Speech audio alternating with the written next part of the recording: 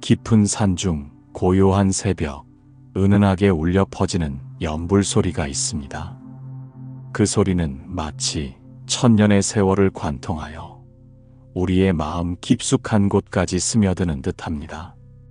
이 연불 소리 속에는 무수한 수행자들의 간절한 마음이 담겨 있습니다. 그들이 처음 마음을 낸 그 순간, 바로 발심의 소중함을 오늘 함께 나누고자 합니다. 불교의 위대한 경전 중 하나인 열반경에는 이런 말씀이 있습니다. 발심과 구경의 필경이 두 개가 다르지 않으나 그 중에서도 발심이 더 어렵구나. 이 한 구절이 담고 있는 의미는 실로 깊고 넓습니다. 깨달음을 완성하는 것과 처음 마음을 내는 것이 본질적으로 다르지 않다는 것. 그러나 그 첫 마음을 내는 것이 오히려 더 어렵다는 부처님의 말씀입니다. 왜 그럴까요? 첫 마음을 낸다는 것은 지금까지 살아온 모든 습관과 인식을 내려놓고 완전히 새로운 길을 걷겠다는 결심이기 때문입니다.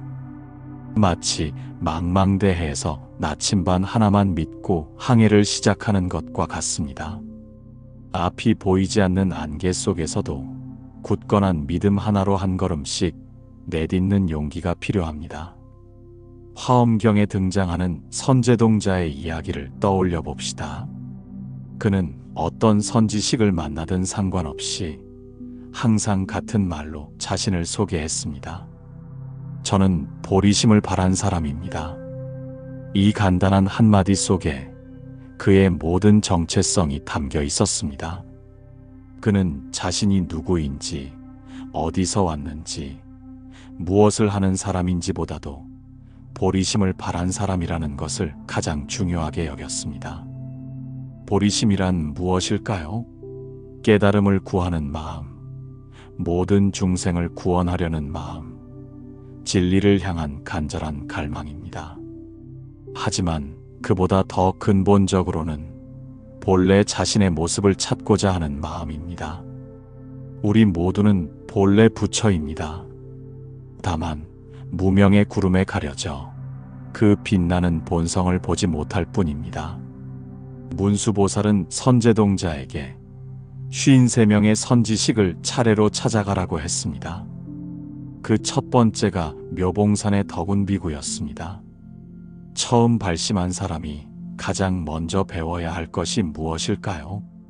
바로 연불이었습니다. 부처님의 이름을 한결같이 부르는 것, 그 단순하고도 깊은 수행이 모든 정진의 출발점이었습니다. 법화경에서도 이와 같은 맥락을 발견할 수 있습니다. 부처님께서 이 세상에 나타나신 이유, 즉 일대사인연을 말씀하실 때 모든 중생으로 하여금 부처의 지견을 열어보이고 깨닫게 하고 그 길로 들어가게 하고자 함이라고 하셨습니다. 이는 결국 모든 중생이 본래 가지고 있는 불성을 일깨우는 것이 부처님의 근본 목적임을 보여줍니다. 발심의 순간은 언제나 특별합니다. 어떤 이는 고통 속에서, 어떤 이는 기쁨 속에서, 또 어떤 이는 일상의 평범한 순간에 문득 마음을 냅니다. 그러나 그 계기가 무엇이든 발심의 본질은 동일합니다. 나는 지금까지의 삶을 넘어서 진정한 나 자신을 찾겠다는 결심입니다. 이 발심이 얼마나 소중한지는 화엄경 10주품에서 더욱 명확하게 드러납니다. 10주 중 첫 번째인 초발심주는 단순히 처음 마음을 내는 단계가 아닙니다. 이는 십신이 완전히 갖추어진 상태, 즉 완벽한 믿음을 성취한 경지를 의미합니다. 이 단계에 이르면 더 이상 뒤로 물러서지 않습니다. 불퇴전의 경지에 들어서는 것입니다. 그렇다면 진정한 발심이란 무엇일까요? 그것은 한순간의 감정이나 충동이 아닙니다. 깊은 성찰과 확신에서 우러나오는 생명력 있는 결심입니다. 마치 씨앗이 딱딱한 껍질을 뚫고 새싹을 틀어 올리는 것처럼 우리 안에 잠들어 있던 불성이 깨어나는 순간입니다.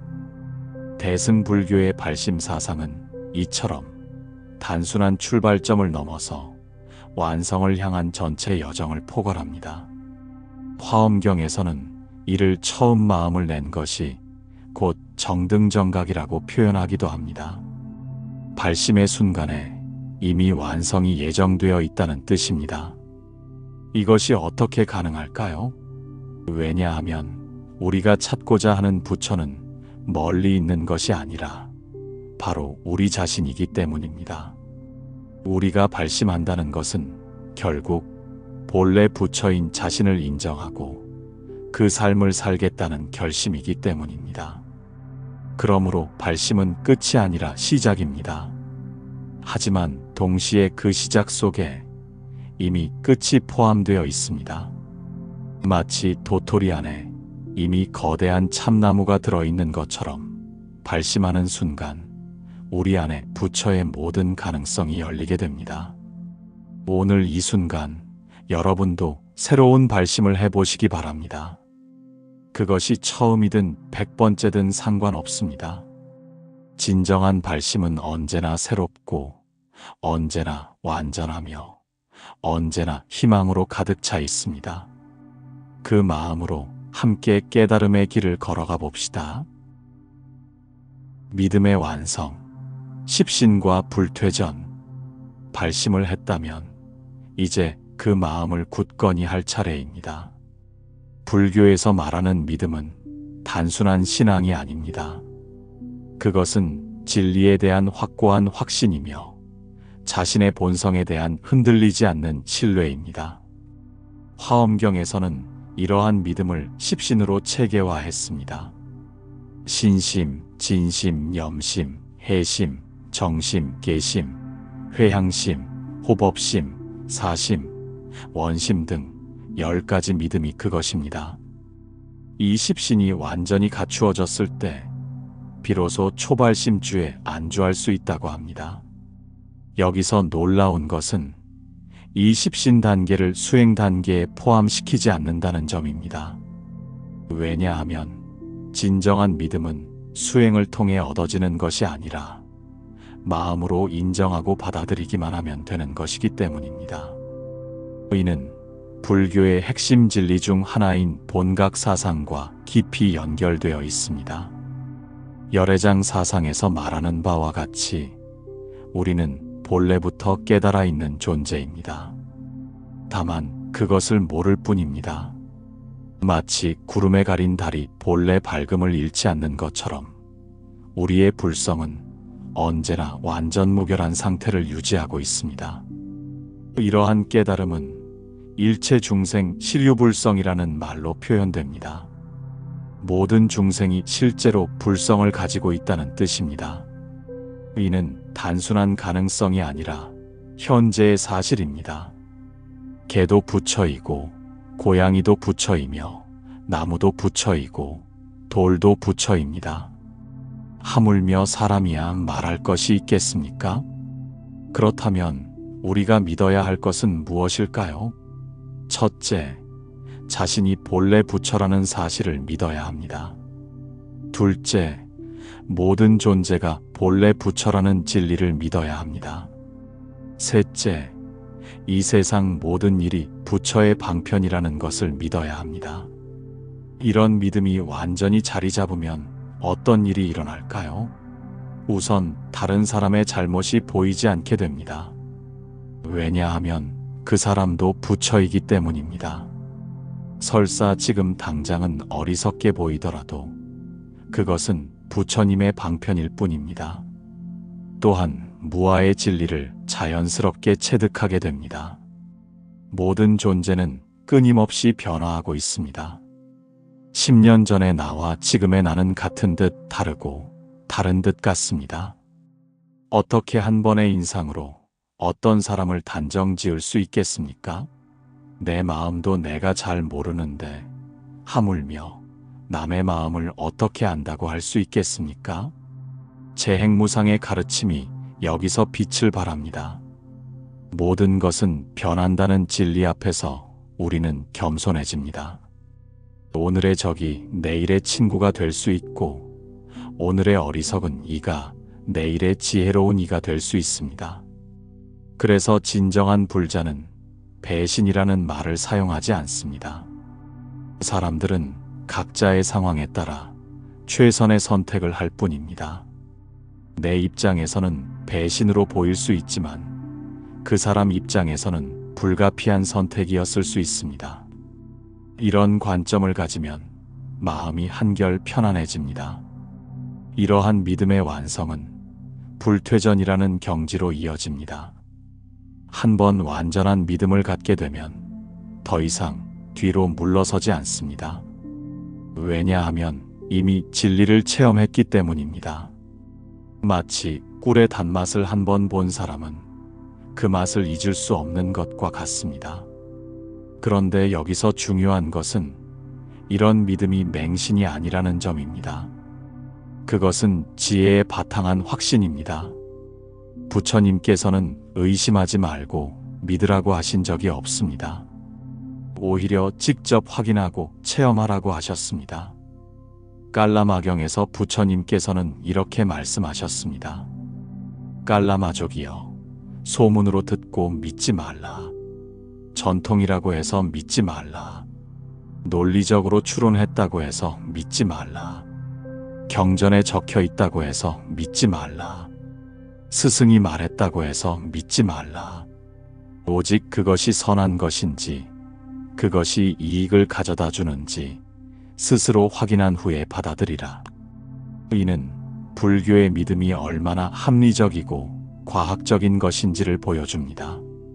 우리는 어떤 권위에 의존해서 믿는 것이 아니라 직접 체험을 통해 확신을 얻어가는 것입니다. 그래서 십신이 완성된 사람은 더 이상 흔들리지 않습니다. 세상에 어떤 유혹이나 시련이 와도 마음의 중심을 잃지 않습니다. 마치 깊이 뿌리를 내린 큰 나무가 태풍에도 쓰러지지 않는 것과 같습니다. 이런 믿음을 기르기 위해서는 무엇보다 자기 자신을 믿는 연습이 필요합니다. 자신 안에 있는 불성을 의심하지 마십시오. 비록 지금 당장은 그 모습이 뚜렷하게 보이지 않더라도 그것은 분명히 거기 있습니다. 마치 씨앗 안에 큰 나무가 숨어 있는 것처럼 여러분 안에는 이미 완성된 부처가 계십니다. 이제 그 믿음을 바탕으로 다음 단계로 나아가 봅시다. 믿음이 확고해지면 세상을 보는 눈이 달라집니다. 모든 것이 새롭게 보이고 모든 일이 의미 있게 다가옵니다. 이것이 바로 신신명에서 말하는 마음이 둘이 아니면 길도 둘이 아니다라는 경지입니다. 화엄경 열애 수량품의 신비. 이제 화엄경의 가장 신비로운 부분 중 하나인 열애 수량품을 함께 살펴보겠습니다. 이 품에서 심왕보살은 놀라운 질문을 던집니다. 부처님의 수명이 과연 얼마나 될까요? 경문을 보면 이런 내용이 나옵니다. 이 사바세계의 하루하루가 극락세계의 아미타불의 하루가 되고 극락세계의 하루가 또 다른 세계의 하루가 되고 이렇게 끝없이 이어지는 시간의 연쇄가 펼쳐집니다. 처음 듣기에는 단순한 시간 계산처럼 보일 수 있습니다. 하지만 이현 장자의 깊이 있는 해석을 통해 이 경문의 진정한 의미를 발견할 수 있습니다. 그는 이렇게 말했습니다. 심왕보살이 이 질문을 한 것은 부처님의 수량이 마음으로써 체가 됨을 밝히려는 것이다. 무슨 뜻일까요? 부처님의 수명을 물리적인 시간으로 측정할 수 없다는 것입니다. 부처님의 진정한 수명은 마음을 채로 삼고 있기 때문입니다. 마음에는 시간의 제약이 없습니다. 마음의 세계에서는 과거와 현재와 미래가 하나로 통합됩니다. 그래서 경문에서는 열애에게는 본래 수명이 없다고 단언합니다. 이는 부처님이 죽지 않는다는 뜻이 아닙니다. 부처님의 근본 성품인 법신에는 생멸이 없다는 의미입니다. 우리가 보통 생각하는 수명은 육체의 생멸에 기반합니다. 태어나서 늙고 병들어 죽는 과정을 수명이라고 생각합니다. 하지만 부처님의 진정한 모습인 법신은 불생불멸의 경지입니다. 태어나지도 않고 죽지도 않습니다. 이것을 이해하기 위해서는 삼신불 개념을 알아야 합니다. 부처님께는 세 가지 몸이 있습니다. 첫째는 법신으로 진리 그 자체입니다. 둘째는 보신으로 수행을 완성한 부처님의 모습입니다. 셋째는 화신으로 중생을 교화하기 위해 이 세상에 나타나신 부처님의 모습입니다. 석가모니 부처님께서 인도에서 태어나시고 열반에 드신 것은 화신으로서의 모습입니다. 하지만 법신으로서의 부처님은 영원히 계십니다. 아니, 영원히 계신다는 표현도 정확하지 않습니다. 왜냐하면 시간의 개념을 초월하시기 때문입니다. 이현 장자는 또 이렇게 해석했습니다. 근본 성품에는 생멸이 없기 때문에 부처님의 수명에는 한량이 없다. 이 말씀의 핵심은 성품성자라는 개념입니다. 진정한 성품의 자리에는 생과 멸이라는 상대적 개념이 존재하지 않습니다. 그렇다면 우리의 수명은 어떨까요? 우리도 부처와 다르지 않은 성품을 가지고 있다면 우리의 진정한 수명도 무한하다고 할 수 있습니다. 하지만 우리는 이 몸뚱이를 자신이라고 착각하며 살아갑니다. 그래서 늙고 병들고 죽는 것을 두려워합니다. 법화경 열애수량품에서도 비슷한 가르침을 만날 수 있습니다. 부처님께서는 나는 이미 무량무변 백천만억 나유타 겁전에 성불하였다고 말씀하셨습니다. 이는 부처님께서 아주 오래전에 깨달으셨다는 뜻이 아닙니다. 본래부터 깨달아 있으셨다는 의미입니다. 우리도 마찬가지입니다. 언제 깨달았느냐고 묻는다면 본래부터 깨달아 있었다고 답해야 합니다. 다만 그것을 모르고 살아갈 뿐입니다. 마치 자신이 왕자인 줄 모르고 거지로 살아가는 법화경의 비유와 같습니다. 그래서 화엄경에서는 놀라운 선언을 합니다. 일체 중생이 모두 열애의 지혜덕상을 구족하고 있다. 다만 망상분별로 인해 그것을 얻지 못할 뿐이다. 이는 우리 모두가 이미 완전한 깨달음을 가지고 있다는 뜻입니다. 이런 관점에서 보면 수행이라는 것도 새로운 의미를 갖게 됩니다. 우리는 무언가를 새로 얻기 위해 수행하는 것이 아닙니다. 이미 가지고 있는 것을 발견하기 위해 수행하는 것입니다. 마치 먼지를 닦아내어 거울의 본래 밝음을 드러내는 것과 같습니다. 중중무진이라는 화엄의 특징적 개념도 여기서 이해됩니다. 부처님의 세계는 끝없이 중첩되고 서로 걸림이 없이 융통합니다. 하나의 세계 안에 무수한 세계가 들어있고 한순간 안에 영원히 담겨 있습니다. 이것이 어떻게 가능할까요?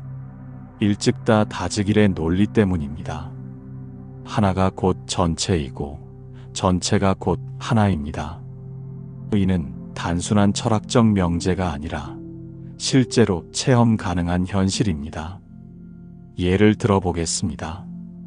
여러분이 지금 듣고 있는 이 한마디 말 속에는 불교 2500년의 역사가 모두 들어 있습니다. 부처님의 깨달음부터 시작해서 수많은 조사와 스승들의 지혜가 이 한순간에 응축되어 있습니다. 또한 여러분의 과거와 현재와 미래가 모두 이 한순간에 만나고 있습니다. 이런 시각으로 보면 보현보살과 동행대보살들이 그 중에 충만하다는 경문의 의미도 이해됩니다. 부처님의 세계에는 시공간의 제약이 없기 때문에 모든 보살들이 동시에 존재할 수 있습니다. 그렇다면 우리는 어떻게 이런 무량한 세계를 체험할 수 있을까요? 답은 의외로 간단합니다. 지금 이 순간에 완전히 깨어 있기만 하면 됩니다. 과거에 얽매이지 말고 미래에 대한 걱정도 내려놓고 오직 현재 이 순간에 온전히 머무르는 것입니다. 이것이 바로 현존 일념의 힘입니다. 모든 시간이 이 한순간에 수렴되고 모든 공간이 이 한 점에 집약됩니다. 열의 수량품이 우리에게 전하고자 하는 메시지가 바로 이것입니다. 시간 초월의 지혜, 9세 10세 호상 즉 시간이란 무엇일까요? 우리는 시계를 보며 시간을 재고 달력을 보며 날짜를 확인합니다. 하지만 화엄경에서 말하는 시간은 우리가 일상적으로 경험하는 것과는 완전히 다른 차원의 개념입니다. 9세 10세 호상직이라는 화엄의 시간관을 살펴보겠습니다. 먼저 3세, 즉 과거와 현재와 미래가 있습니다. 그런데 각각의 세 안에 다시 과거와 현재와 미래가 있습니다. 과거 안에 과거, 과거 안에 현재, 과거 안에 미래, 현재 안에 과거, 현재 안에 현재, 현재 안에 미래, 미래 안에 과거, 미래 안에 현재, 미래 안에 미래. 이렇게 해서 9세가 됩니다. 그런데 여기에 하나가 더 있습니다. 바로 현존 일념입니다. 이것이 10세의 10번째입니다. 이 현존 일념이야말로 모든 시간을 포괄하고 초월하는 절대적 현재입니다. 이런 시간관이 왜 중요할까요? 왜냐하면 시간은 실체가 없기 때문입니다. 과거는 이미 지나갔으므로 없고, 미래는 아직 오지 않았으므로 없고, 현재는 찰나의 지나감으로 머무르지 않습니다. 그렇다면 시간이라는 것은 대체 무엇일까요? 용수보살의 중론에서는 이를 명쾌하게 분석합니다. 과거시는 의지할 바가 없고, 미래시는 아직 이르지 않았으며, 현재시는 과거와 미래 없이는 성립하지 않는다. 결국 시간이라는 것은 우리 마음이 만들어낸 관념에 불과합니다. 그렇다면 우리는 언제 살고 있을까요? 놀랍게도 우리는 생각 속의 시간에 살고 있습니다. 과거의 어떤 일을 떠올리며 그 속에 빠져 있을 때 우리는 과거에 살고 있습니다. 미래에 대한 계획이나 걱정에 사로잡혀 있을 때 우리는 미래에 살고 있습니다. 천태지휘대사의 일념 삼철론도 이와 맥을 같이 합니다. 한순간의 마음에 삼천대천 세계가 모두 들어있다는 가르침입니다. 우리의 한 생각 한 생각이 바로 우주 전체를 포함하고 있다는 뜻입니다. 이것이 어떻게 가능할까요? 마음에는 시공간의 제약이 없기 때문입니다. 지금 이 순간 여러분이 어린 시절을 떠올린다면 그 순간 여러분은 과거로 여행을 하고 있는 것입니다. 내일 할 일을 계획한다면 그 순간 여러분은 미래에 가 있는 것입니다. 하지만 이런 시간 여행은 대부분 망상입니다.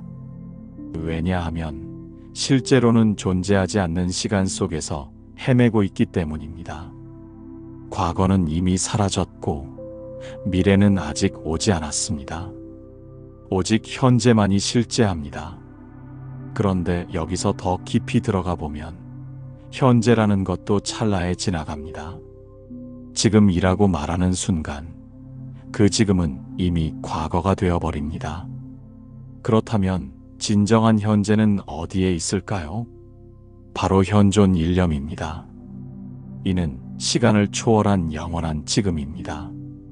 과거도 미래도 아닌 시간의 흐름을 벗어난 절대적 현재입니다. 이 현존 일념에 머물 때 우리는 비로소 진정한 자유를 얻게 됩니다. 선종에서 말하는 즉심즉불도 이런 맥락에서 이해할 수 있습니다. 지금 이 마음이 곧 부처라는 가르침입니다. 언젠가 부처가 될 것이 아니라 지금 이 순간 이미 부처라는 것입니다.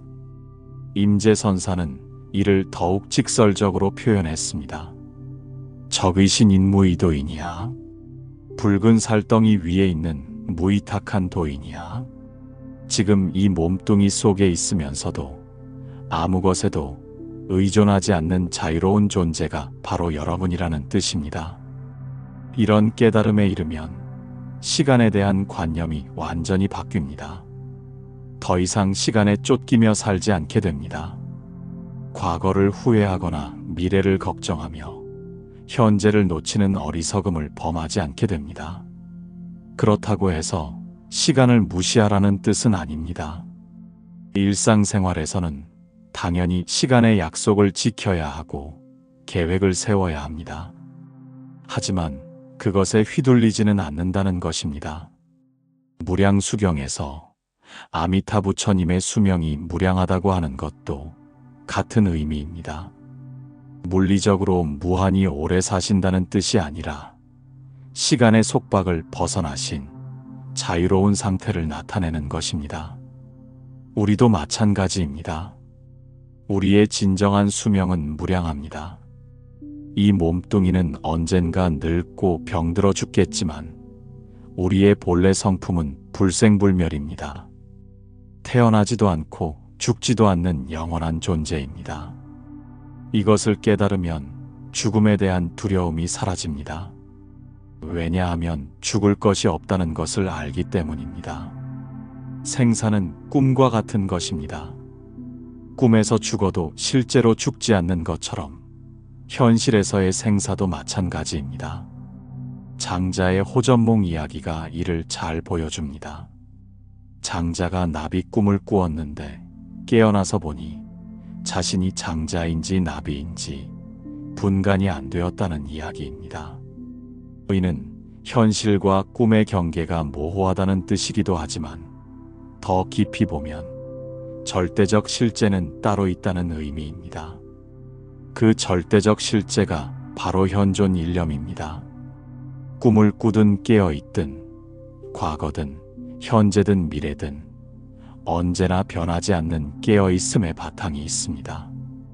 이것이 우리의 진정한 모습입니다. 이런 현존 일념에 머무르는 연습을 해보시기 바랍니다. 과거의 기억이나 미래의 계획에 휘둘리지 말고 지금 이 순간에 온전히 깨어 있어 보십시오. 지금 듣고 있는 이 소리, 지금 느끼고 있는 이 감각, 지금 일어나고 있는 이 생각을 있는 그대로 관찰해 보십시오. 그러면 놀라운 일이 일어납니다. 시간이 멈춘 듯한 고요함 속에서 무한한 평화를 경험하게 됩니다. 이것이 바로 삼매의 맛입니다. 일체의 번뇌와 고통이 사라지고 깊은 안락함에 잠기게 됩니다. 세간법과 출세간법의 차이. 세상 사람들이 좋다고 하는 것과 불법에서 말하는 좋은 것은 대부분 정반대입니다. 이것이 전식득지, 즉 인식의 근본적 전환입니다. 우리가 불법을 만난다는 것은 지금까지의 가치관을 완전히 뒤집는다는 뜻입니다. 예를 들어보겠습니다. 세상에서는 많이 가진 것을 부러워합니다. 돈이 많고 권력이 있고 명예가 있는 것을 성공이라고 생각합니다. 하지만 불법에서는 많이 내려놓은 것을 지혜라고 합니다. 법정 스님의 삶이 이를 잘 보여줍니다. 스님은 평생 무소유의 삶을 사셨습니다. 좋은 물건이 있으면 살아계실 때 미리미리 제자들에게 나누어 주셨습니다. 살아있을 때 주면 선물이 되지만 죽어서 남기면 유품이 된다고 하시면서 말입니다. 이런 삶의 방식은 세상 사람들에게는 이해하기 어려울 수 있습니다. 왜 좋은 것을 모아두지 않을까요? 왜 미래를 위해 준비하지 않을까요? 하지만 여기에 깊은 지혜가 숨어 있습니다. 소유하지 않을 때 비로소 자유로워집니다. 많이 가질수록 그것을 잃을까봐 걱정이 늘어납니다. 지킬 것이 많아질수록 마음은 무거워집니다. 반대로 가진 것이 없으면 잃을 것도 없습니다. 이런 상태를 무의무실이라고 합니다. 또 다른 예를 들어보겠습니다. 세상에서는 경쟁에서 이기는 것을 최고의 가치로 여깁니다. 남보다 빨리, 남보다 많이, 남보다 높이 올라가려고 합니다. 하지만 불법에서는 모든 존재와 조화롭게 지내는 것을 최고의 지혜로 여깁니다. 유마경에서 유마거사는 이렇게 말했습니다. 직심시도량이요. 곧은 마음이 바로 도량이라는 뜻입니다. 남을 이기려는 굽은 마음이 아니라 모든 존재를 평등하게 보는 곧은 마음이 진정한 깨달음의 자리라는 것입니다. 중용에서도 비슷한 가르침을 찾을 수 있습니다. 군자는 화하되 동하지 않고 소인은 동하되 화하지 않는다. 진정한 인격자는 다른 사람과 조화를 이루면서도 자신의 중심을 잃지 않는다는 뜻입니다. 불교의 무아 사상이 여기서 빛을 발합니다. 이길 자아도 없고 질 자아도 없다면 경쟁 자체가 무의미해집니다. 모든 존재가 하나의 생명으로 연결되어 있다면 남을 해치는 것은 곧 자신을 해치는 것입니다.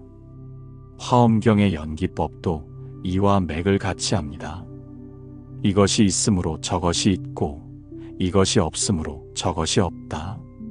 모든 현상은 서로 의존하며 존재합니다. 나 혼자만 잘 살 수는 없습니다. 모든 존재가 함께 행복해야 진정한 행복입니다. 그렇다면 미래에 대한 준비는 어떻게 해야 할까요? 불교에서는 현재에 충실하는 것이 최고의 미래 준비라고 가르칩니다.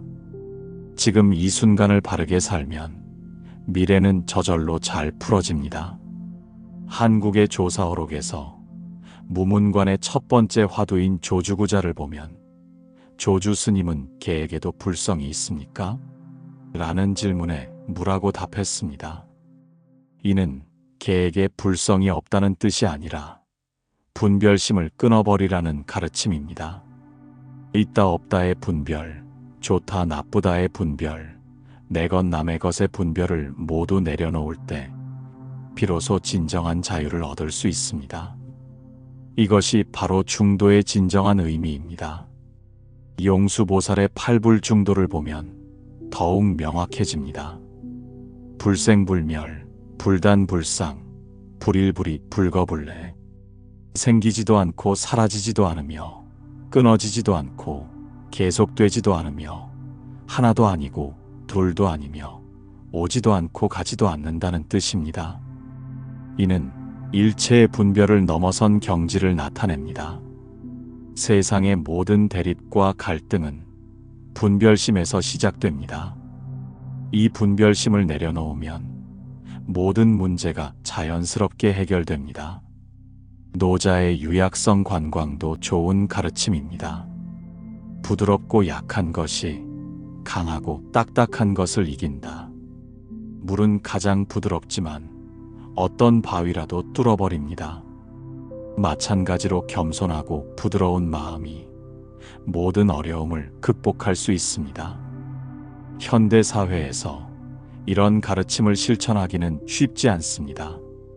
모든 것이 경쟁을 부추기고 빨리빨리를 외치며 더 많이 갖기를 요구합니다. 하지만 그런 속도감에 휘둘리지 않고 자신만의 속도로 천천히 걸어가는 지혜가 필요합니다. 정토사상에서 말하는 연불삼매도 이런 맥락에서 이해할 수 있습니다. 나무아미타불을 지속적으로 염하는 것은 단순한 기도가 아닙니다. 그것은 현재 순간에 머무르는 연습입니다. 과거의 업장에 휘둘리지 않고 미래의 걱정에 사로잡히지 않으며 오직 부처님의 이름과 함께 현재를 사는 것입니다. 이런 삶을 살게 되면 자연스럽게 베푸는 기쁨을 알게 됩니다. 가진 것을 나누는 것이 어려운 일이 아니라 즐거운 일이 됩니다. 남을 돕는 것이 의무가 아니라 자연스러운 표현이 됩니다. 육바라밀 중 첫 번째인 보시바라밀이 이를 잘 보여줍니다.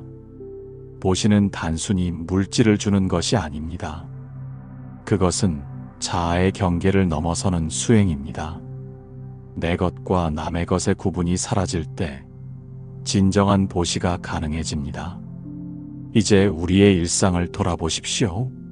세상의 기준으로 성공과 실패를 나누고 있지는 않습니까? 다른 사람과 비교하며 부족함을 느끼고 있지는 않습니까? 그런 생각들을 조금씩 내려놓고 새로운 관점으로 세상을 바라보시기 바랍니다. 진정한 성공은 마음의 평화입니다. 진정한 부는 만족할 줄 아는 마음입니다. 진정한 힘은 베풀 수 있는 여유입니다. 이런 가치관으로 살아갈 때 우리는 세상에 휘둘리지 않는 자유로운 삶을 살 수 있습니다. 참선 수행의 실제와 요령. 이제 실제 수행에 대해 이야기해 보겠습니다. 모든 이론과 철학도 결국 직접 체험을 통해서만 진정한 의미를 갖게 됩니다. 참선은 바로 그 체험의 문을 여는 열쇠입니다. 먼저 좌선의 올바른 자세부터 살펴보겠습니다. 단순히 앉는 것이 아니라 몸과 마음이 하나가 되는 자세입니다.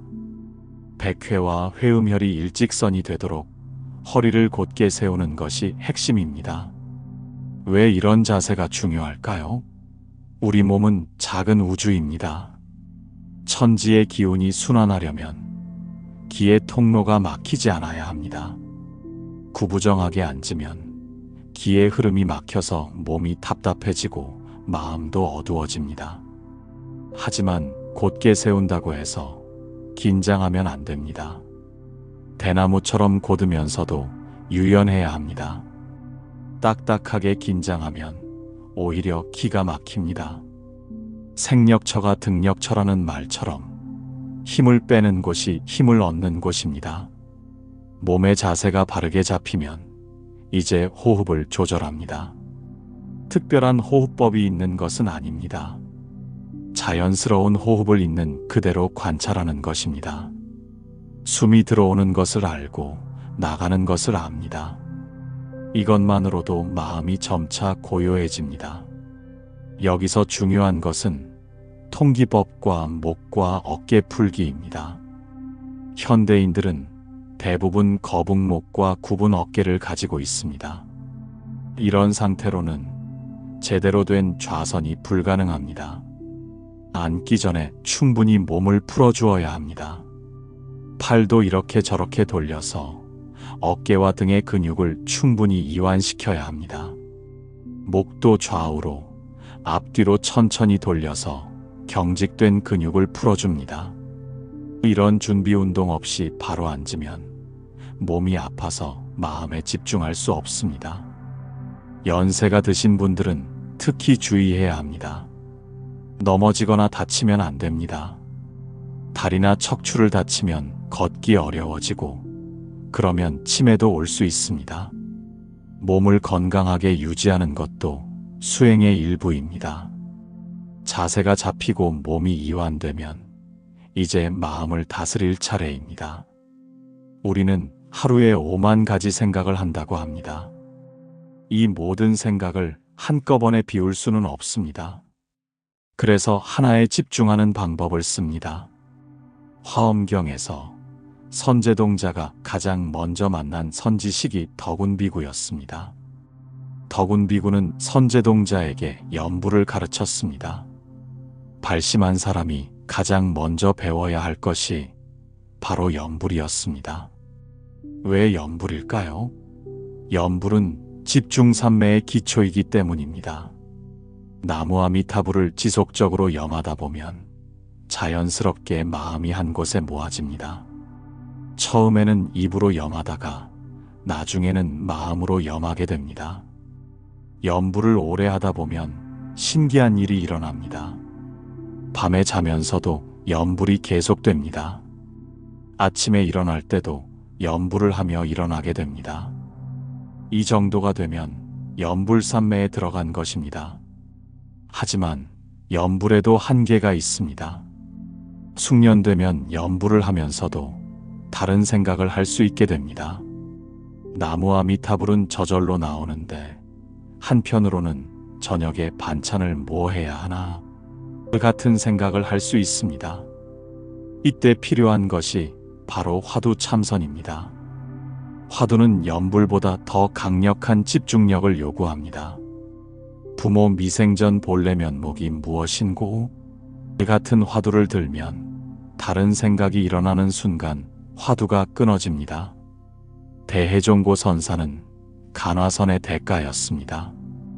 그는 이렇게 말했습니다. 화두를 들지 않아도 저절로 들리는 경지가 되어야 한다. 마치 시계의 똑딱거리는 소리처럼 의식하지 않아도 화두가 계속 돌아가는 상태입니다. 이런 경지에 이르면 산매력을 당할 수행법이 없다고 합니다. 화두가 발동이 걸리면 밥을 먹을 때도, 잠을 잘 때도, 걸을 때도 계속 화두가 돌아갑니다. 이것이 바로 몽중이려의 경지입니다. 하지만 화두 참선은 쉽지 않습니다. 몽둥이로 달을 치는 것과 같다고 합니다. 될 것 같으면서도 잘 안 됩니다. 그러나 간장이 짠 줄만 알면 이 공부를 할 수 있다고도 합니다. 마음이 있기 때문에 가능하다는 뜻입니다. 처음 화두 참선을 시작하는 분들은 의심을 내는 것이 중요합니다. 부모 미생전 본래 면목이라는 화두라면 도대체 부모가 나를 낳기 전에 내가 누구였을까? 라는 의심을 내는 것입니다. 이 의심이 깊어질수록 화두가 강해집니다. 하지만 의정과 의심은 다릅니다. 의정은 머리로 분석하고 추리하는 것입니다. 아마 이런 뜻일 것이다 라고 추측하는 것은 화두가 아닙니다. 의심은 모든 분별을 떠나서 순수한 의문으로 파고드는 것입니다. 임재선사는 이를 무의탁한 도인이라고 표현했습니다. 아무 것에도 의지하지 않는 자유로운 존재입니다. 화두도 마찬가지입니다. 어떤 지식이나 경험에 의지하지 않고 순수한 의심으로만 파고들어야 합니다. 묵조선도 훌륭한 수행법입니다. 아무것도 하지 않고 그냥 고요히 앉아 있는 것입니다. 하지만 이것도 쉽지 않습니다. 아무것도 하지 않는다는 것이 가장 어려운 일입니다. 조동종의 좌선이가 이를 잘 보여줍니다. 좌선은 습선이 아니다. 좌선은 본래 완성되어 있는 부처되기를 실현하는 것이다. 무언가를 얻기 위해 앉는 것이 아니라 이미 완전한 자신을 확인하기 위해 앉는 것입니다.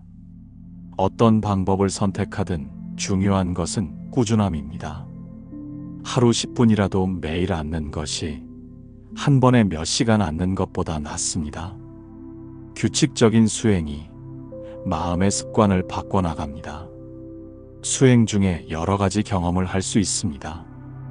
때로는 몸이 가벼워지는 느낌이 들기도 하고, 때로는 밝은 빛을 보기도 합니다.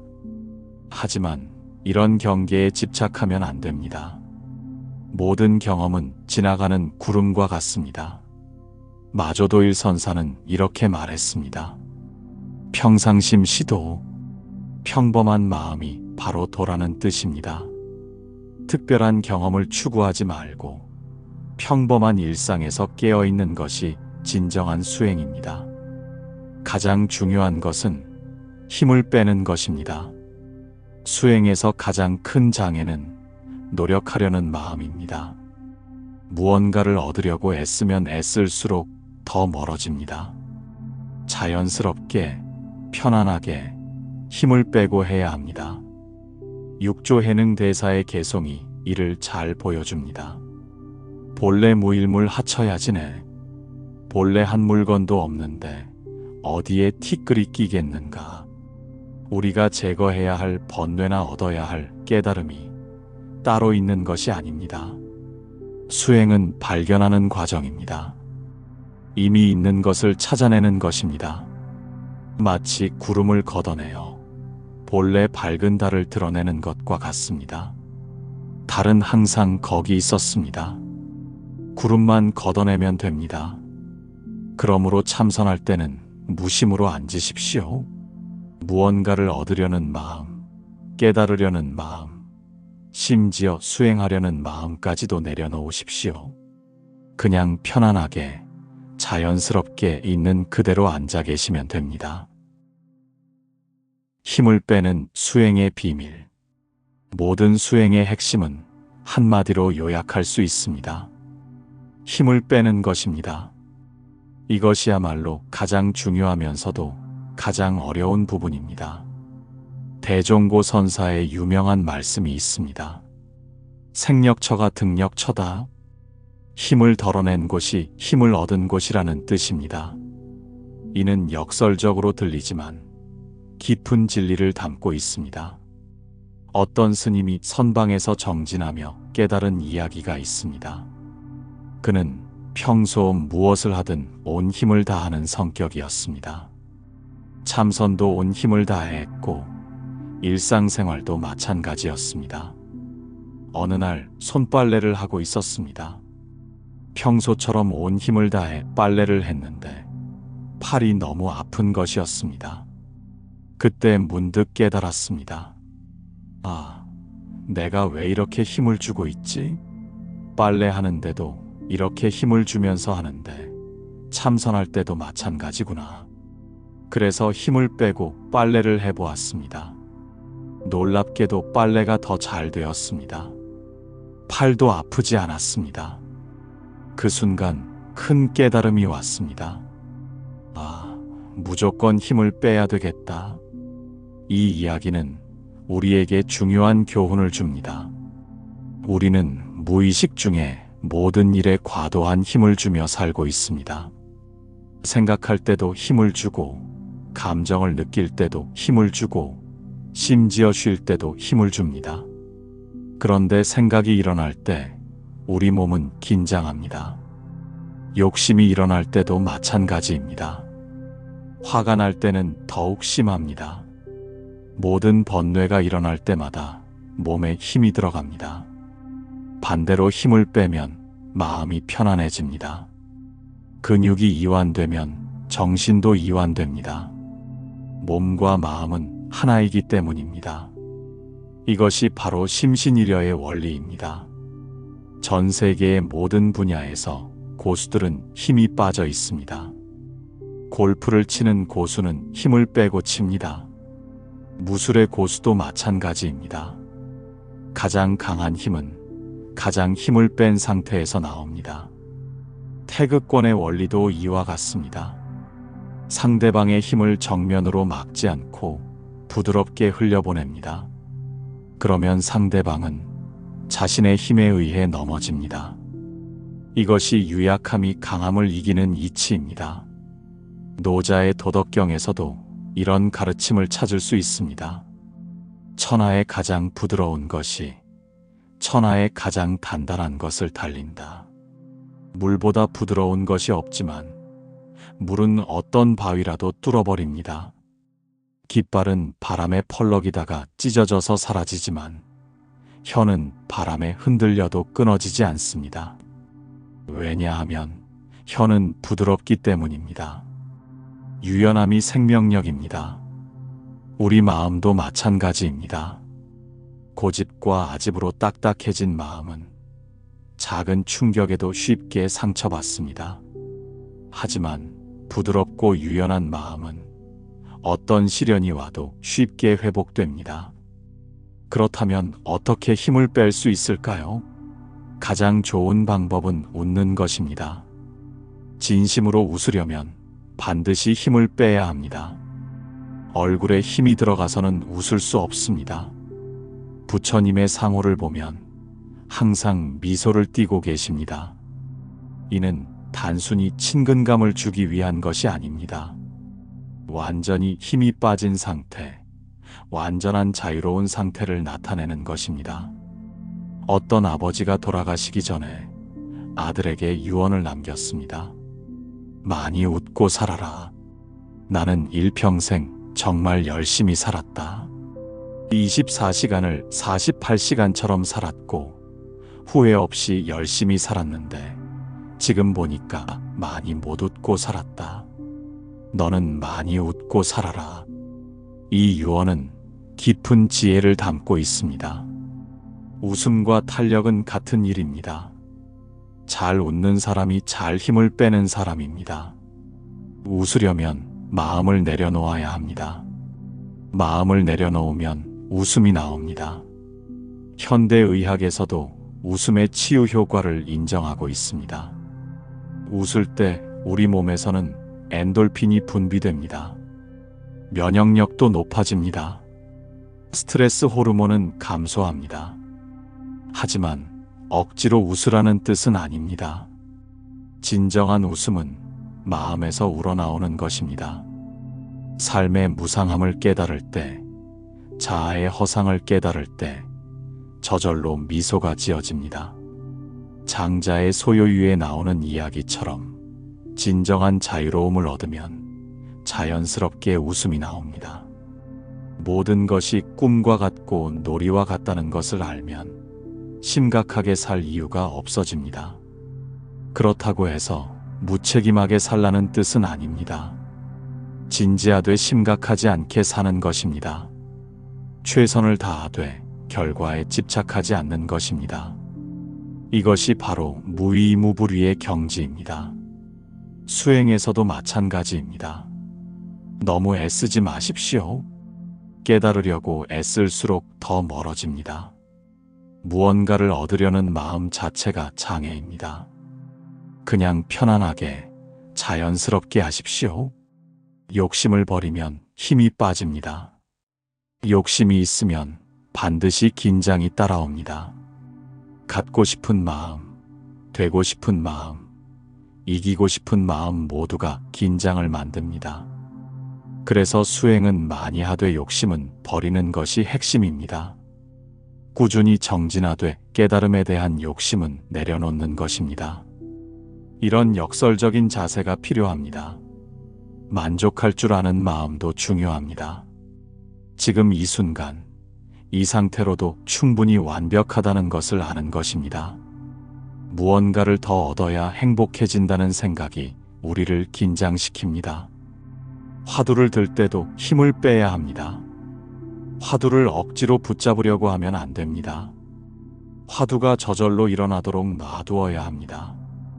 마치 향기가 저절로 퍼지는 것처럼 말입니다. 모든 일에 적용해 보십시오. 걸을 때도 힘을 빼고 걸어 보십시오. 말할 때도 힘을 빼고 말해 보십시오. 사람들과 대화할 때도 강요하지 말고 자연스럽게 해 보십시오. 화가 날 일이 있어도 힘을 빼고 대응해 보십시오. 힘을 주어서 화를 내봤자 상대방도 상처받고 자신도 상처받습니다. 힘을 빼고 부드럽게 대응하면 갈등이 자연스럽게 해결됩니다.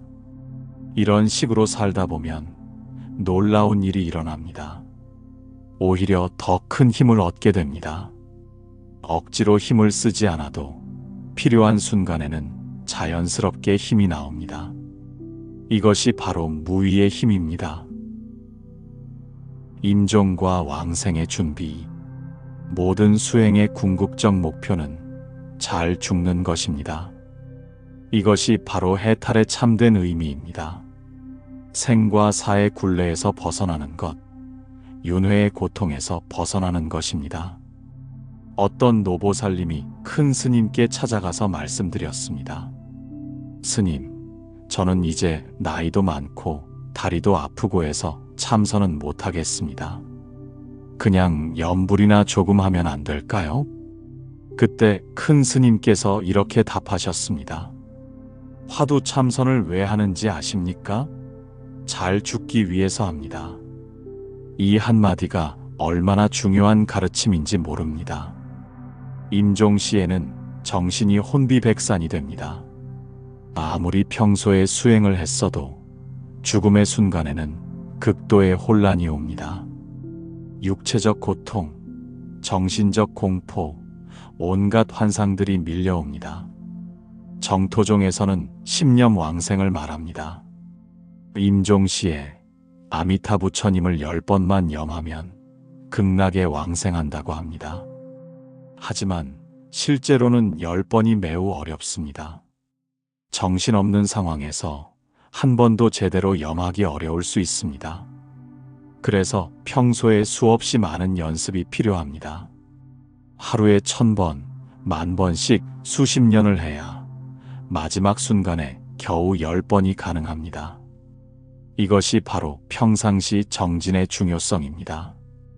아미타경에서는 이렇게 말합니다. 지심신락원생 피방 극락세계 지극한 마음으로 신심을 내어 기쁘게 저 서방 극락세계에 왕생하기를 원한다는 뜻입니다.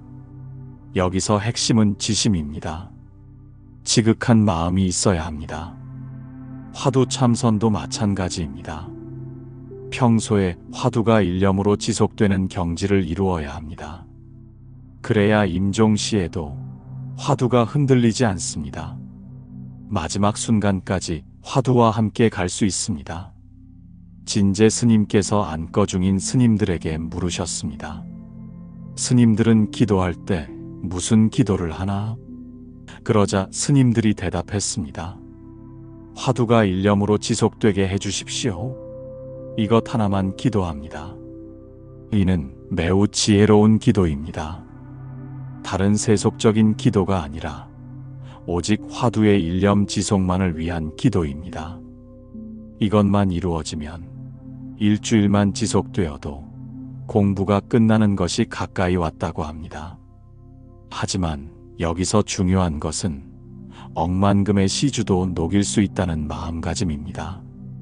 돈이나 명예, 그 어떤 세속적 유혹도 화두의 힘 앞에서는 무력해집니다. 이 정도의 확신과 집중력이 있어야 합니다. 분단생사와 변혁생사라는 개념도 알아야 합니다. 분단생사는 우리 범부들이 겪는 일반적인 생사입니다. 태어나고 죽는 것을 반복하는 윤회입니다. 변혁생사는 보살들이 겪는 생사로 중생구제를 위한 자발적인 생사입니다. 궁극적 목표는 무생법인을 얻는 것입니다. 더 이상 태어나지도 않는 경지입니다. 이는 죽지 않는다는 뜻이 아니라 생사를 초월한 경지를 의미합니다. 법화경에서 부처님께서 나는 이미 무량겁 전에 성불하였다고 하신 것도 같은 의미입니다. 생사의 속박에서 완전히 벗어나신 상태를 나타내는 것입니다. 그렇다면 우리는 어떻게 준비해야 할까요? 첫째, 평상시 꾸준한 정진입니다. 매일 조금씩이라도 수행을 계속해야 합니다. 둘째, 마음의 준비입니다. 죽음을 두려워하지 않는 담담한 마음을 기르는 것입니다. 무상관을 자주 하는 것도 좋습니다. 모든 것이 변한다는 사실을 깊이 관찰하는 것입니다. 젊음도 변하고, 건강도 변하고, 재산도 변하고, 관계도 변합니다. 변하지 않는 것은 아무것도 없습니다. 이런 무상을 깊이 깨달으면 집착이 줄어듭니다. 죽음도 자연스러운 변화의 하나로 받아들일 수 있게 됩니다. 무서워할 것도 없고 슬퍼할 것도 없습니다. 중음신 상태에 대한 이해도 필요합니다. 죽음과 다음 생 사이의 중간 상태입니다. 이때 우리의 업력에 따라 다음 생이 결정됩니다. 평소의 수행이 이때 결정적 역할을 합니다. 티베트 불교의 사자의 선은 이 중음신 상태에 대한 자세한 안내서입니다.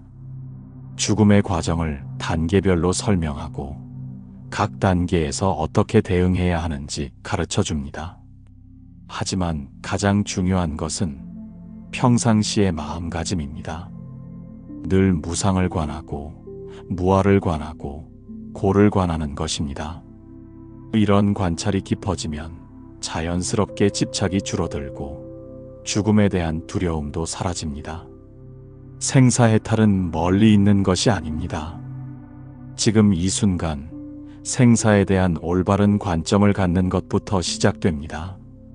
태어남도 환상이고 죽음도 환상임을 깨달으면 우리는 이미 생사를 초월한 것입니다. 마지막 관문은 누구나 통과해야 합니다. 하지만 평소에 잘 준비하면 두려울 것이 없습니다. 오히려 가장 위대한 모험이 될 수 있습니다. 이 몸뚱이의 한계를 벗어나 무한한 자유를 얻는 순간입니다. 영원한 젊음, 무진한 수명. 나이는 숫자에 불과합니다. 중요한 것은 마음의 나이입니다.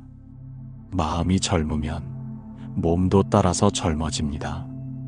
마음이 늙으면 몸도 빨리 늙습니다. 황골탈퇴라는 말이 있습니다. 황혼기를 벗어난다는 뜻입니다. 나이가 들수록 오히려 더 젊어지는 것입니다. 이것이 가능할까요? 불가능한 일이 아닙니다. 마음의 힘은 무궁무진합니다. 올바른 마음가짐으로 살면 매년 거꾸로 젊어질 수 있습니다. 몸은 늙어도 정신은 더욱 맑아지고 지혜는 더욱 깊어집니다. 중요한 것은 오늘이 가장 젊은 날이라는 인식입니다. 어제보다 오늘이 더 젊고 오늘보다 내일이 더 젊을 수 있습니다. 나이 드는 것을 걱정하지 말고 오히려 더 성숙해지는 것을 기뻐하십시오. 몸의 아픔은 나이가 들면서 자연스러운 현상입니다. 20대도 아프고 30대도 아프고 80대, 90대도 아픕니다. 몸이 완전히 좋아져서 수행할 날은 없습니다. 몸의 조건을 핑계로 수행을 미루면 안 됩니다. 발심의 힘이 모든 신체적 한계를 극복할 수 있습니다. 나는 이제부터 황골탈퇴하겠다는 마음을 내는 순간 실제로 변화가 시작됩니다. 무진한 수명이라는 것은 무엇일까요? 이는 물리적으로 영원히 사는 것이 아닙니다. 우리의 근본 성품이 불생불멸이라는 깨달음입니다. 열애수량품에서 말하는 바와 같이 부처님의 수명에는 한량이 없습니다. 왜냐하면 마음을 채로 삼고 계시기 때문입니다. 우리도 마찬가지입니다. 우리의 진정한 수명은 이 몸뚱이의 수명이 아닙니다. 생멸 없는 근본 자리에서 보면 우리는 이미 영원한 존재입니다. 태어나지도 않았고 죽지도 않습니다. 다만 꿈속에서 태어나고 죽는 것을 반복할 뿐입니다. 이런 깨달음에 이르면 나이에 대한 관념이 완전히 바뀝니다. 더 이상 나이 드는 것을 두려워하지 않습니다. 오히려 세월이 흐를수록 더욱 깊어지는 지혜를 감사하게 됩니다. 힘을 빼고 웃으면서 사는 것, 이것이 영원한 젊음의 비결입니다. 웃음은 가장 좋은 화장품이고 가장 좋은 성형수술입니다. 진심으로 웃는 사람은 나이가 들어도 아름답습니다. 우리 안에 있는 부처의 수명은 무량합니다. 이 사실을 믿고 그 삶을 사십시오. 그러면 여러분도 열애와 같이 무진하고 한량없는 수명을 얻을 것입니다. 긴 여정을 함께 해주셔서 감사합니다. 발심에서 시작해서 무진한 수명까지 화엄경이 전하는 깊고 넓은 가르침을 함께 나누었습니다. 이 모든 가르침의 핵심은 하나입니다. 여러분이 본래 부처라는 사실입니다. 이를 믿고 이를 실현하기 위해 정진하는 것이 우리의 할 일입니다. 수행은 혼자 하는 것이 아닙니다. 함께 격려하고 도우며 걸어가는 길입니다. 이 채널이 여러분의 수행에 작은 도움이라도 될 수 있다면 더없이 기쁘겠습니다. 앞으로도 부처님의 깊은 가르침들을 쉽고 따뜻하게 전해드리겠습니다. 구독과 좋아요로 함께 이 인연을 이어가 주시기 바랍니다. 댓글을 통해 여러분의 수행 경험과 궁금한 점들을 나누어 주셔도 좋습니다. 모든 분들이 힘을 빼고 웃으며 사시기를 바랍니다.